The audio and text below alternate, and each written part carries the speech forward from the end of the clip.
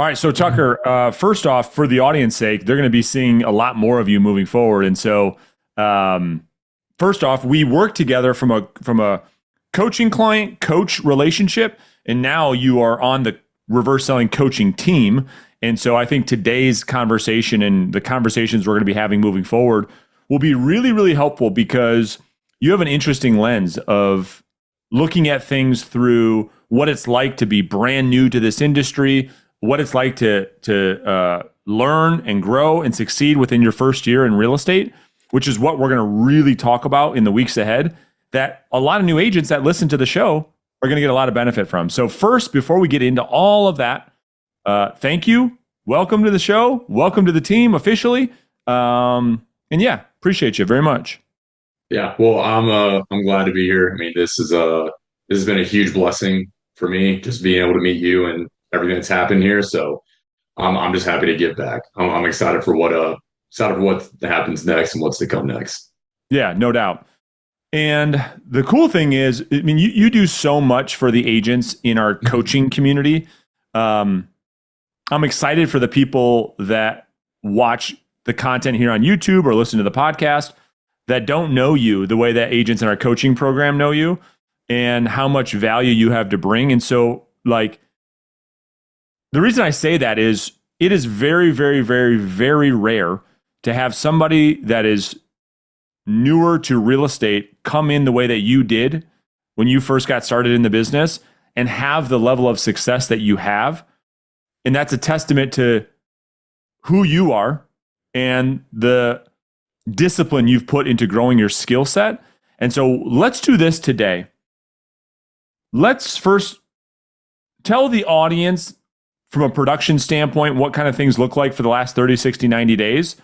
And then what I'd love to do today is go back and talk about what you know now, some of the things you would have done differently had you been a brand new real estate license. So we'll get, or a brand new licensee. So give the audience some scope, right, of like the production and what that looked like over the last couple of months. Yeah, so I mean, I guess if we went back to the beginning of this, I had just been laid off. Like I just moved to Austin, Texas from Raleigh, North Carolina on a whim, no sphere of influence, no nothing. Got laid off from my job, back was against the wall. Uh, Found some guy on YouTube. After I decided I was going to make cold calls because I had no sphere of influence, found some guy on YouTube, Brandon, and decided I was going to start. This guy he knows a thing or two, so I'll set up a coaching call. Um, did that, decided to go ahead, jump in head first. And anybody that's in the program knows that one of the first trainings you do is you create a business plan, right? How much money you want to make over the next 12 months, and what are you going to have to do on a day-to-day basis to get there? And so that's what I did. And I said in my first year, I want to make 150 in my first year as a brand new agent, no sphere of influence, anything. So fast forward 10 months, 2 months shy of that, which was about 2 weeks ago from when we're recording this. And I hit $180,000 in my first year. For some people, like they want to do more than that. For others, maybe they want to do less. They're like, I couldn't even think of that much money. For me and where I was, that was my goal. I set out, I did it. And it's been a huge blessing. Honestly, I already said that, but I mean, it just really is. Like it's changed my life. It's amazing. Yeah, I mean, to get to and I remember that 150K was the goal for the first year in real estate sales. You do 180,000 in 10 months, and it's amazing. And along the way, you've learned a thing or two. And so that's what today's episode is going to be about. So, you made a really, really cool post inside of our coaching community that I want to reference. And you look at things differently now because you see a lot of agents getting into the business and some of the mistakes that they're making. And you reflected back and said, listen, if I went back and I got my license all over again, I would have done a couple things differently. The first thing you said, and you can unpack this for us. You said I would have a role play partner and a prospecting group to prospect with immediately. Tell us about that. Right. A lot of people know what role play partners are, right? Like you're going to get up at the crack of dawn, meet with your buddy, and just get warm up. It's like working out. Before you just throw, weights on the bar, you're going to do a little bit of warm up first, right?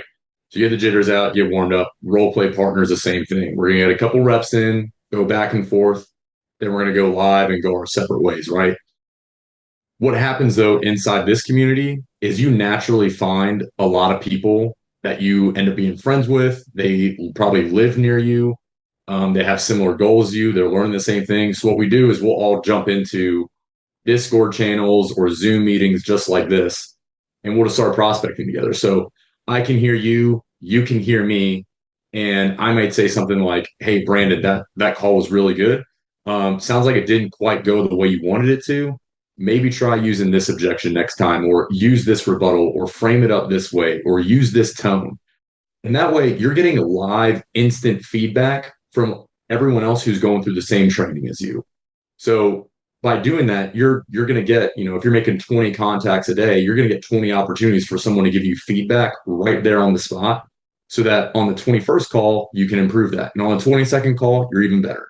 And that's where you get that fast, quick feedback loop to continue improving.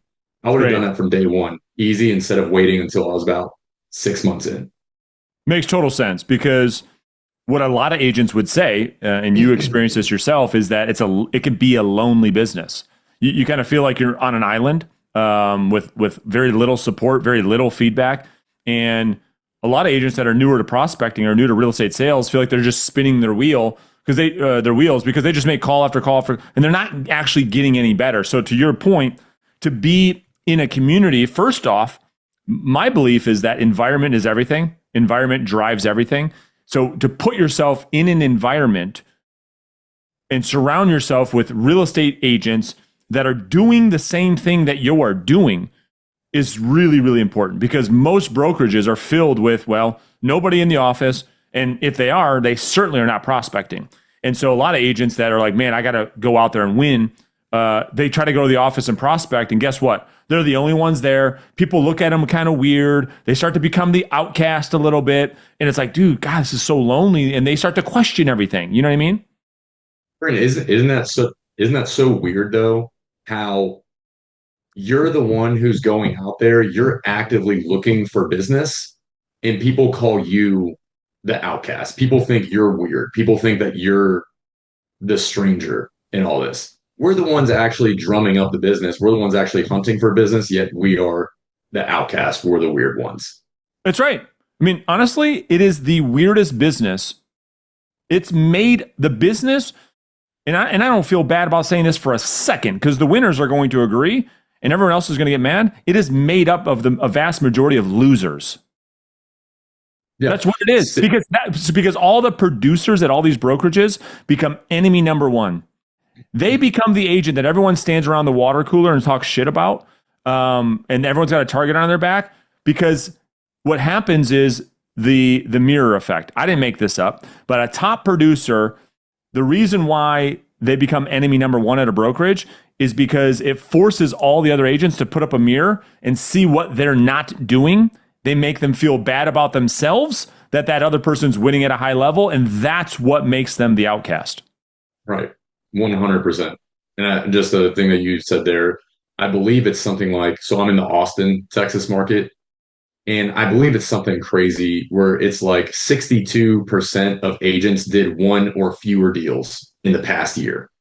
And so if you're doing basically one deal per month, you're in the top 5% of agents out here. If you're doing 1.2 deals per month out here, you're in the top 1% of agents.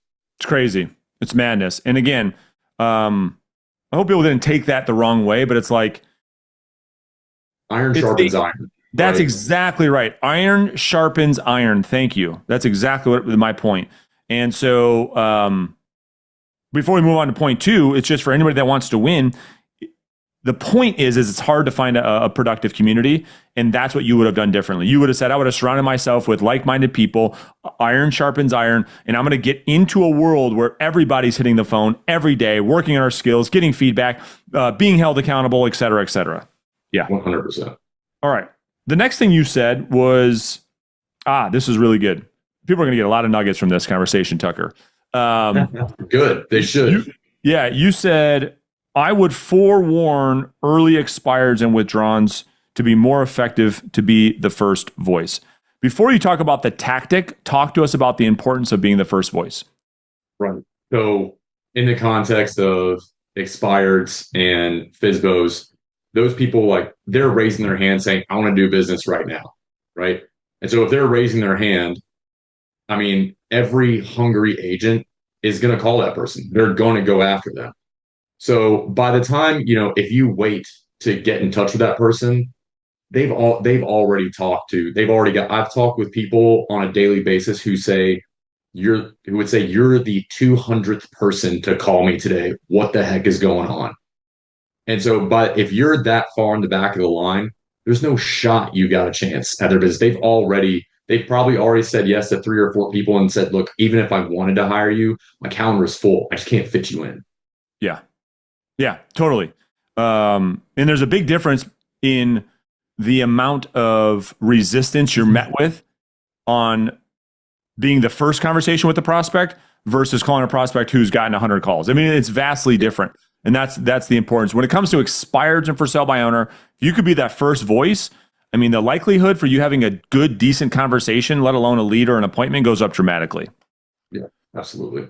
So tell us about the tactical thing you're doing in order to put yourself in a position to be that first voice. Right. So when we mentioned forewarn, this is just basically a way of getting someone's contact information. There's 100 different ways to do it. Just Google skip tracers, you can find some. So what happens though in a normal scenario? Someone's got a subscription to Vulcan 7 or Mojo. You're getting your expired data from somewhere, right? Sure. It hits everyone's database at the same time the following day, and then everyone starts calling that person at 8 a.m. the following day. So if someone comes off, today's Thursday, someone comes off the market at 1 o'clock today, people for the most part are not going to start calling them until 8 a.m. the following day. That's almost 24 hours. What is that, like 19 hours, something like that? So what if you could be the person to call them? They come off the market at 1 o'clock. What if you're the one that's calling them at 1 o'clock when they come off the market? That's right. So what happens is first you go on the MLS, set yourself up on a search for homes to come off the market. You get an instant notification to your email when a home comes off the market, either withdrawn or canceled or whatever it is in your market. They're going to come off the market, right?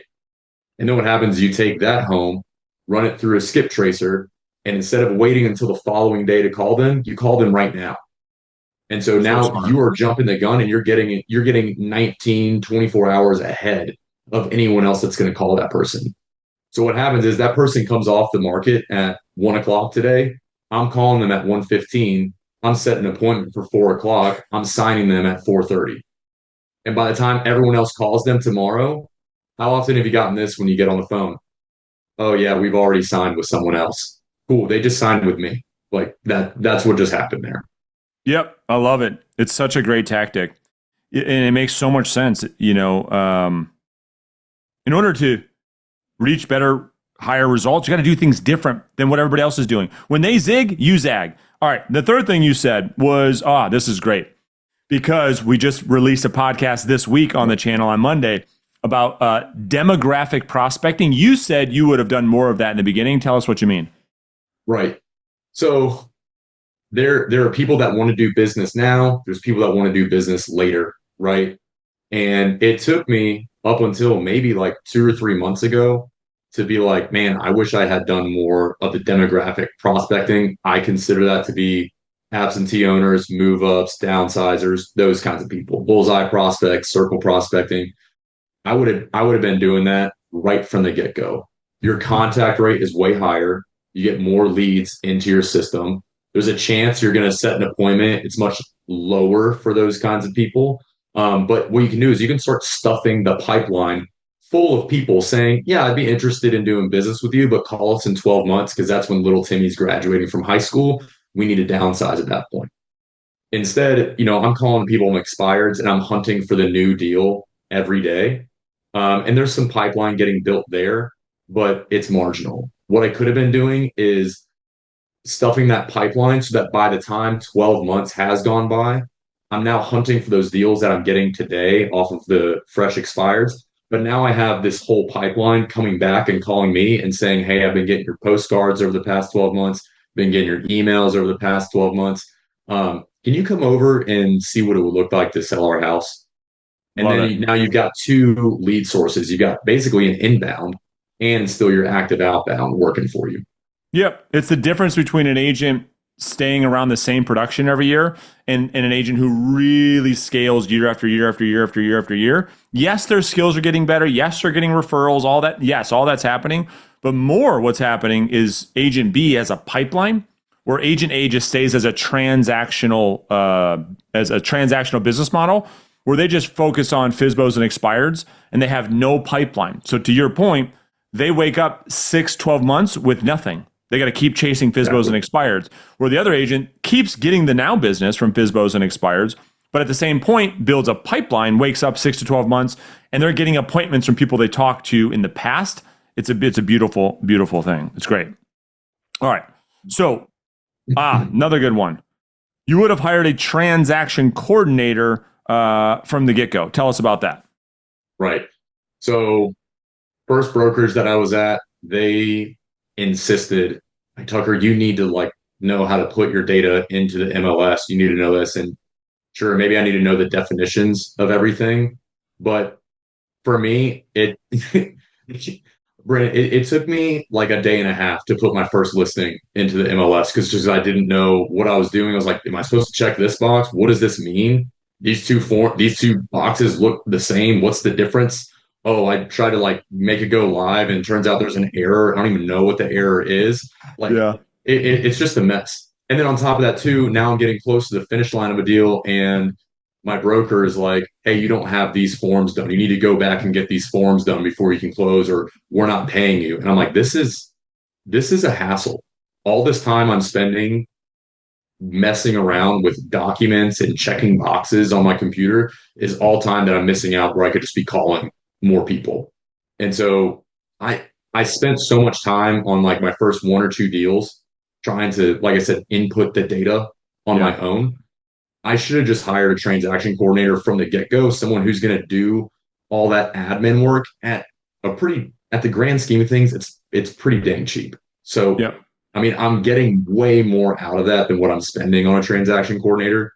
I mean, it was a waste of time. I Yeah. gave up a lot of opportunity just messing around with it, and I Well, looked unprofessional in front of my clients. that's right. And I think that it's a great point that you bring up because I would argue that one of the biggest, I mean, listen, I've coached over 6,000 agents. I don't know to which extent, how much over that, but I'll tell you, one of the greatest challenges I see is that independent contractors are really bad with their time. And realtors are even worse. And when I look at what they're doing, they spend most of their time doing things that actually don't lead to making money. They're doing activities that don't lead to income. They spend the vast majority of their time, their days, their weeks, their months, and their years doing things that don't matter, doing things that are non-dollar productive. And then they kind of wake up and say, well, why am I not making any money? And to your point, it's because they're spending time on things like that, busy work. So they feel like they're being productive when really they're not. You early on have recognized the difference between an income producing activity and an income servicing activity. And you said to yourself, well, hello, duh. If I don't do the income servicing stuff, I can spend more time doing income generating things. And that's exactly what you've done. And to your other point, a transaction coordinator can be, the cost of it is so nominal that might be $300 or $400 a file Right. out of your closed commission. It isn't you hiring an assistant and paying a salary, et cetera, et cetera. This is, for the most part, you hiring somebody who's getting paid off the closing. Exactly. And so it's really no money out of your pocket. There's no money out of your pocket. It's just you close a deal, they get a little bit taken out of commission. And I mean, I think for me, for someone to, I just hand them a listing agreement and then they go get all the other documents signed. They schedule the photos for me. They put it into the MLS. They edit the photos for me. They coordinate with the seller of, what times work for them. They do everything, Yeah. every single thing. And then when we get under contract, then it's actually getting all the documents to get us to close and making sure everything's in order. And at the end, in my market, it'll be different in other markets, but in my market, it's about $500, $400 or $500 for to get all of that done, and I'll pay that all day, every day. And like you said, it makes you, the perception is that you are way more professional because Right. a professional has other people. It'd be like going to the doctor and they're checking you in and they're calling the insurance company, they're taking your temperature. All right, come on back. Now I'm going to do the surgery. You'd be like, Right. it's kind of weird. You know what I mean? And so, yeah, that's the other thing too. So, all right, makes total sense. Next one probably is a little more controversial, I would say, depending on how people take it. But you would have changed brokerages or signed up with a brokerage from day one that Yeah. put you in a position to keep more of the revenue that you've generated. Tell us about that and your philosophy there. Right. So again, as a first year agent, when I said I didn't even know there was such a thing as a broker cap. Mm, So if there are other people out there who are in the same position as me, broker cap is once you pay in a certain amount of your commissions, now you go to 100% commissions, or maybe you get, less of your commissions taken out. So for me, I was on a 70-30 split from the get go. So I was basically getting taxed by my brokerage, by 30% on every dollar that I earned. And I was like, cool. I guess that's just how it is. yeah. And then I was talking with someone else, and it was obviously someone trying to recruit me to another brokerage. And they were like, "Yeah, so what's your broker cap?" And I was like, "What are you What's talking about? that? What do you mean? What's Yeah. that?" and so, and I knew my production, and so like I was sitting there, like I knew, like it hit me how much it's costing me to stay at a brokerage without a cap. And this kind of expands into a bigger philosophy, but it's not really about how much money you make. It's about how much money you keep. That's Right. right. And so for me, I realized how much money I was just giving to someone else who at the end of the day really wasn't doing a whole lot for me.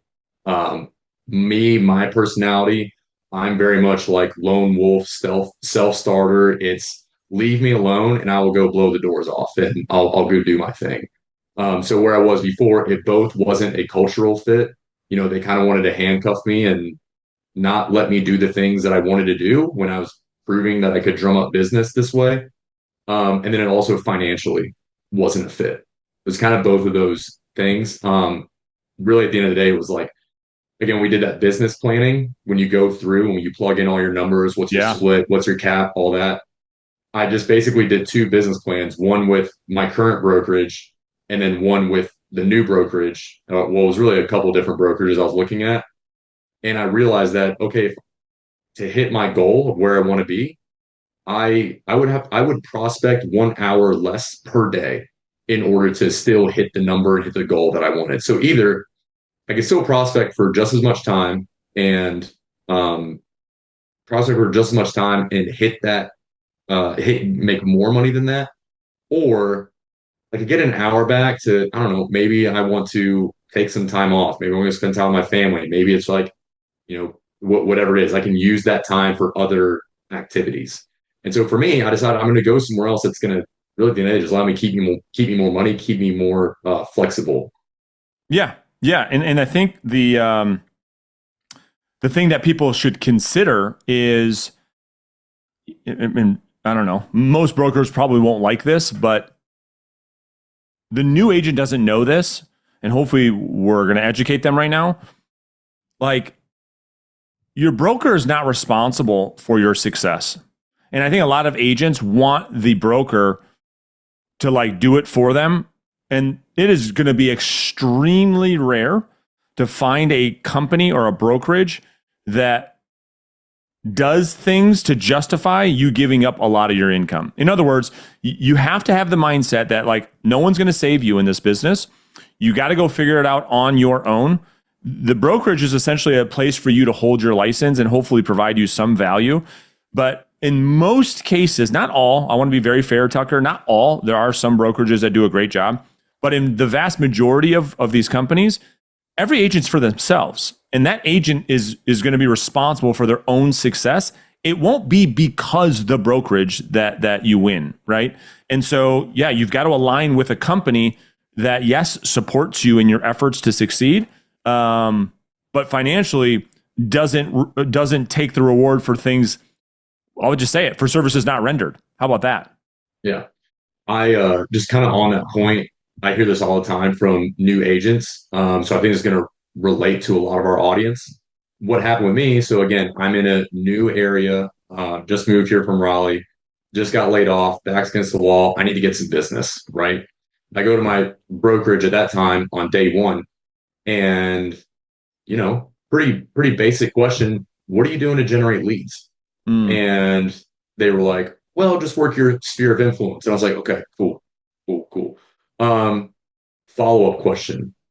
What if I just moved here less than a year ago and I don't know anyone?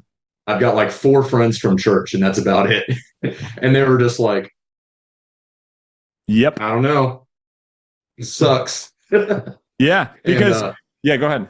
yeah, no, and I was just gonna say, all right, well, and then that's what led me to, I was like, all right, well, I guess I'm just gonna pick up the phone and cold call, which then led me to the guy on the other side of the screen here. Well, yeah. Well, yeah, yeah, exactly. But it's so frustrating. I don't want to make this a separate podcast. We can do another one, you and I, on that. But it is so frustrating that that is the leadership that new agents get. It's ridiculous. You know, like you turn to your leader, for help, and they're like, "Oh yeah, work your friends and family." They're like, that's it. That's the whole strategy. Well, yeah, that's why most realtors sell 3-4 houses a year. You know, when Uncle Bob wants to buy a house, that's one. And then, your cousin buys one. It's like that, no BS. That's 90% of our industry. 100%. Yeah, and then 10%, 10 to 20% of the agents are doing the vast majority of the business. But yeah, 80-90% of the agents in this business are helping Uncle Johnny and little cousin Bill. And that's it. That is to the extent of their real estate career. And that's what brokerages build their business model off of, is the agent who sells 3 or 4 homes. And then they all have maybe 1 or 2 actual producers, which we said at the beginning are enemy number 1, right? nailed it. Yeah. All right. Next thing you said, how to disqualify, you would disqualify prospects better so that you weren't wasting your time and stuffing non-opportunities in your pipeline. Tell us what you meant. Yeah. So the basic way to think about this is not everyone who wants to sell their house needs to sell their house. And you've got to learn how to separate those people. How many people do you call where you start spending money on direct mail to them, or spending time trying to follow up them with a call, and you just never get in touch with them, never get in touch with them. Finally, at some point, maybe you do get in touch with them and they're just like, oh yeah, no, like we're not selling ever. And it's just like, man, how much time, energy, mental space did I waste just like I said, following up on this person? And so we've been over a lot. People inside of our community are going to know what we mean by disqualify. Um, here's the easiest example: is you go through a whole cold call, right? And you get someone on the phone, you get their email, they say they're interested in doing business with you. They just, I don't know, but you're going through the whole thing, and you get to the end of the call and you're like, sick, I've got to leave. This is great. Look at how good I am, right? But just wait. Ask them one more question. And that question is, hey, Brandon, look, thanks so much for your time today. I really appreciate it. I guess before I go, I got one more question for you. Is that okay? Sure. Yeah. Brandon, so here's the thing. This is going to be really direct, kind of blunt. Don't be mad. But a lot of times when I'm talking with someone and they give me their email, they tell me to call them in 6 months. It's really just they're way too nice to tell me that they're not interested in doing business with me, and they don't know how to get me off the phone. Is that what's happening here? I promise you can be honest with me, and I'm not going to be upset with you. Love it. And and I've had several people tell me, yes, that's what's happening. And I'm like, cool, no sweat. That's right. I'll move on to the next person. I'll find another deal. You know how many listings go live every day in a market? Hundreds of listings go live every day. And one of our other friends on YouTube says it's an all you can eat buffet. And you can just go up there and you can find the next one. You just got to hunt for it a little bit. So if I lose one, I mean, to me, it's not a loss. Like that's what I was going to say. I'm saving myself time, money, effort, mental space. to not keep this person in my database. Yeah, because you're not living off of like Opium. that's right. You're not living off of like the most addictive drug in this business, which is hopium. You know what I mean? Like you're not addicted to it. You don't have happy years. You've paid the price too much to waste enough time. We're like, dude, it's okay. You actually invite people to say no. And well, here's two things that happened. You're going to end up in the same place anyways. Either A, you get someone to argue with you and tell you why you're wrong, why they are actually interested. Okay, good. Ding, ding, ding, ding. Or B, say you're right. And now you've saved yourself a whole bunch of time. Either way, you are going to end up at the same place, but now you know for sure.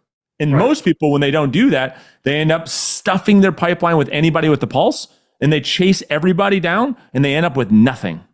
Exactly. Right. Yeah. But then what's the thing that agents will say to us is that, oh, Oh, well, yeah, I don't want to say that because what if they tell me no? Or like what if they tell me that is what's happening here? It's like, that's exactly what you want. when would you That's want to what you find want. out? Yeah. If I know someone's not going to do business with me, do I want to know right now, or do I want to know 6 months from now after I spent money sending them postcards, sending them my resume, maybe knocking on their door, just thinking that they're going to do something with us? Like, I'd rather just know now. Hoping they Right. got one when they really don't. Anyway, you and I will break down sales We got skills a a lot to talk lot. about. We got a lot to talk about. A lot to talk about. Talk about so the next thing you said was you would have leveraged your listings to get more listings, which again, another area that most agents really fail at. So tell us, what do you mean, and what are you doing to do that?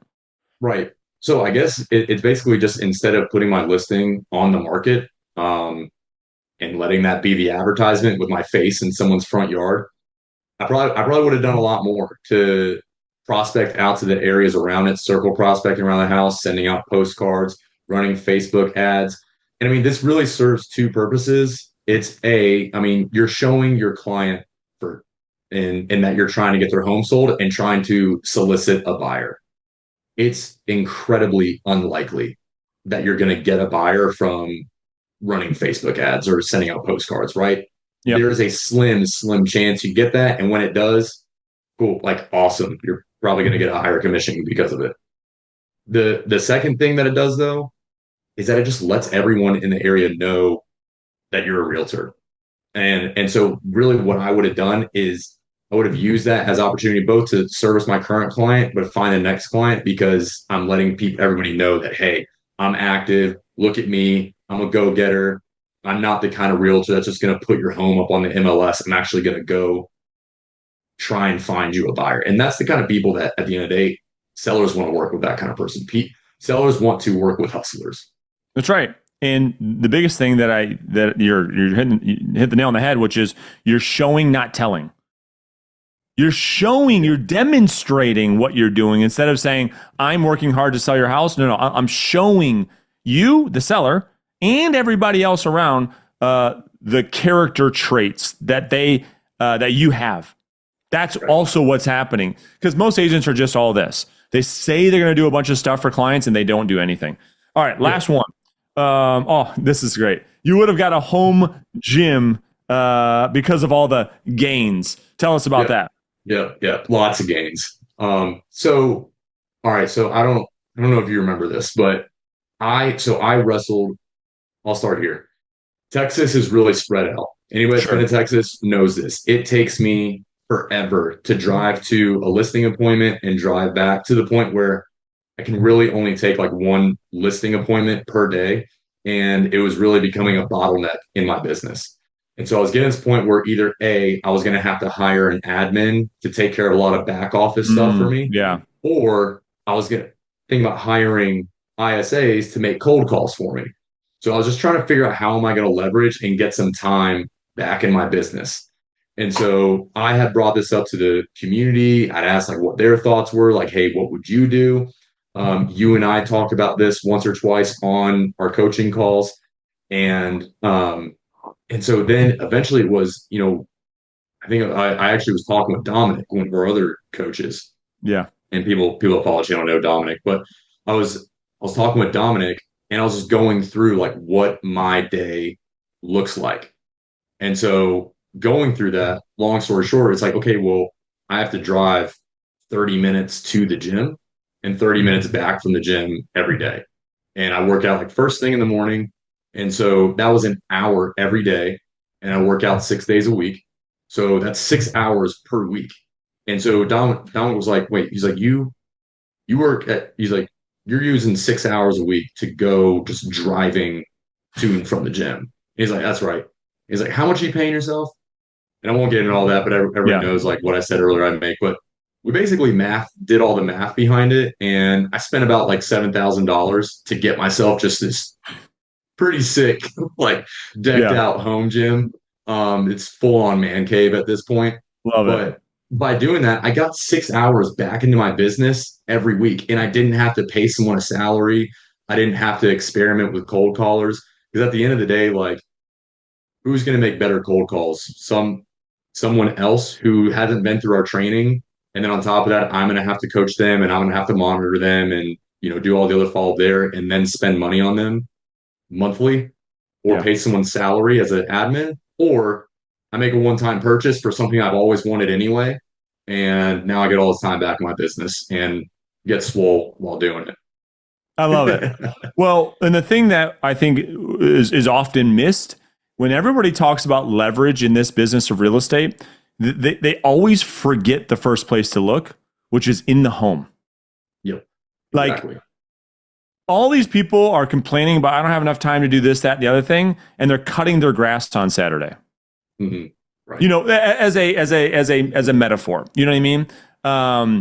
As an analogy, it's like the first place, like there's so much leverage to be had at home that would free you up to generate more income in your business before you'd actually go and hire a human, to your point, or do anything that's really, really expensive. It's like, you could get someone to go pick up the groceries. You could get someone to cook. You could get someone to clean. You can get someone to do your dishes. You could get a home gym.